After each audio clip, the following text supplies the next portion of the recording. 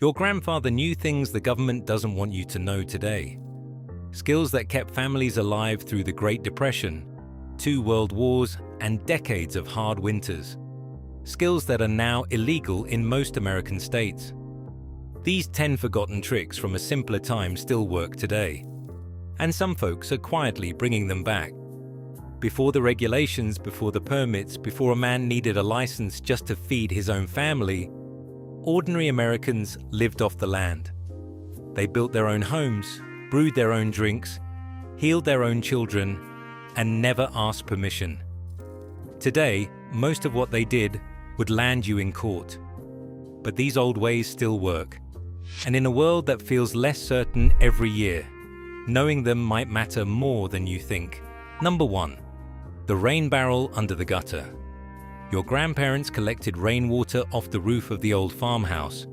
They stored it in wooden barrels behind the house, used it for the garden, the chickens, and even for washing. The water was soft, free of chlorine, and better for tomatoes than anything from the tap. But in states like Colorado and Utah, collecting more than a few gallons of rainwater on your own property became illegal. The government claimed every drop belonged to someone downstream. Today, people are putting those barrels back. The same trick that kept your grandmother's roses blooming in 1942 still works in your backyard right now. Number 2. The copper still in the holler. During Prohibition and long before it, families across Appalachia made their own corn whiskey behind the wood line. A copper pot, a coiled tube, a slow fire, and nothing more. They used it to preserve fruit, treat wounds, and trade with neighbors when cash was scarce. Distilling spirits without a federal permit has been a crime since 1862, and it still is today. The Treasury Department takes it seriously. But the recipe never died. Old-timers in Tennessee, Kentucky, and the Carolinas still pass it down quietly. The same copper, the same patience, the same clear liquor that warmed your great-grandfather's chest. Number 3. The smokehouse out behind the kitchen. Before refrigeration, every farm had a small wooden building filled with hanging hams, bacon, and venison. Salt was rubbed into the meat, and slow hickory smoke did the rest. A hog killed in November fed a family until spring. No power, no freezer, no grocery run. Today, selling that same cured meat to your neighbor without a USDA inspection is a federal violation. Even giving it away can bring inspectors to your door, in some counties. But the method still works. Folks across the Ozarks and the Smokies are rebuilding old smokehouses out of cinder block and tin roof. The cured ham hanging from the rafters tastes the same way it did 100 years ago. Number 4. The pail of fresh milk on the porch. A single Jersey cow gave a family more than enough milk, butter, cream, and cheese for the year. The milk went straight from the udder into a tin pail and onto the breakfast table by sunrise. It was thick, warm, and full of cream. Selling raw milk across state lines is a federal crime today, and many states ban it entirely. The FDA says it is dangerous, but your grandmother drank it every morning of her life and lived to see 90. The dairies that still produce it operate as private herd shares, where you legally own a piece of the cow.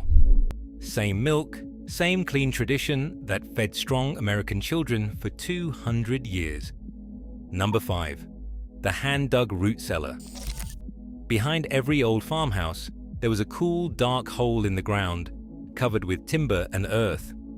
Potatoes, carrots, onions, apples, and jars of preserves stayed cold and crisp from October until April. The earth itself did the work. Today, building any structure on your property, even a small cellar, often requires permits, inspections, and county approval. Many homesteaders have been fined for digging on their own land without permission. But the design has not changed in 3,000 years.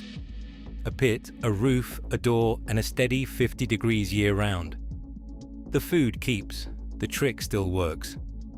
Number 6. Foraging in the woods. Your grandparents knew which plants to pick and which to leave alone. Wild ramps in early spring, blackberries in July, hickory nuts and pawpaws in October, ginseng deep in the Appalachian hollows. They filled baskets with food the woods gave away for free. Today, foraging on most public land is illegal without a permit, and harvesting wild ginseng without a license can cost you $1,000 per root. National forests, state parks, and even some county roads are off limits. But the plants still grow where they always grew. The same patches your grandfather knew by heart are out there right now. Number 7. The trap line along the creek. Through the long cold months, your grandfather walked his trap line at dawn. Beaver, muskrat, fox, and rabbit fed the family, and the fur paid the property tax. He did not ask permission, he did not buy a tag, and he fed his children through the worst winters of the Depression. Today, trapping without a license, hunting outside of season, or taking game without a tag are all serious offenses. Wildlife officers patrol back roads with night vision and trail cameras. The fines can run higher than a week's wages. But the old skills are still being taught quietly in cabins from Maine to Montana. The same snare, the same patient walk through the snow before the sun comes up. Number 8. The herb garden by the kitchen door. Long before drugstores reached every small town, your great-grandmother grew her own medicine in a few square feet of dirt.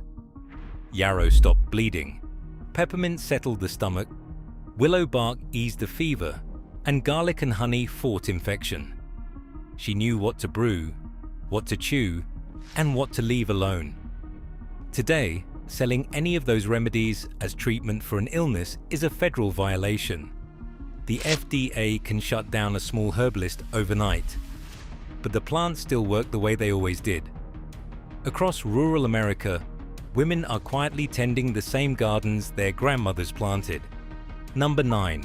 The burn barrel out by the fence line. Every farm had one. A rusted steel drum where paper, wood scraps, and yard waste went up in smoke once a week. The ashes went into the garden as fertilizer. The trash never left the property. There was no truck, no fee, no landfill bill. Today, open burning is restricted or banned across most of the country, and burning household waste can bring fines from the EPA and state environmental agencies. But in much of rural America, the burn barrel still smokes at sundown. The same simple drum your grandfather used handles at small homesteads waste better than any city service ever could. Number 10. The outhouse and the grey water ditch. Before sewer hookups and septic permits, every household solved its own waste problem. A simple wood structure, a deep pit, lime for the smell, and a wooden seat polished smooth by use. The kitchen water ran out a clay pipe to the orchard, where it fed the apple trees. Today, building an outhouse or running grey water outside a permitted septic system is illegal almost everywhere in America. Health departments enforce it strictly. But Amish communities across Pennsylvania and Ohio have used these systems for over a century, with no harm done. Earth handles waste better than concrete tanks ever did, when you know how to do it right. America forgot how to do most of these things. 3 or 4 generations gave up the skills that built this country and traded them for receipts and permits and instructions on the back of a box. But the knowledge is still here. If you remember any of these tricks from your own family, leave a comment below and tell us about it. Subscribe for more stories like this one.